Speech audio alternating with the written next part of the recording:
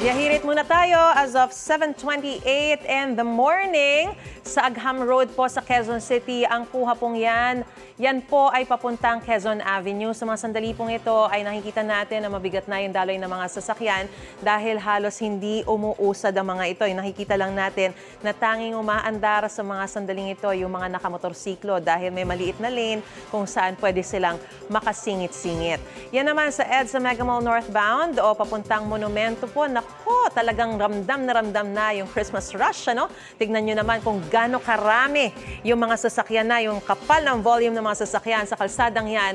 Umuusad naman po, pero napakabagal. At makikita natin na yung carousel, yung bus carousel, yan lamang po yung bakante. Sa mga sandaling ito, maluwag dahil wala tayong nakikitang bus.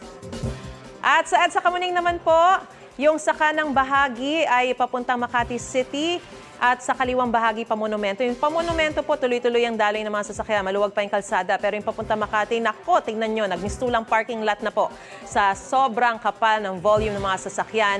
Napakabagal na rin po ng usad ng mga ito. May nakikita tayo, ayan, no, na bus na dumadaan sa bus carousel.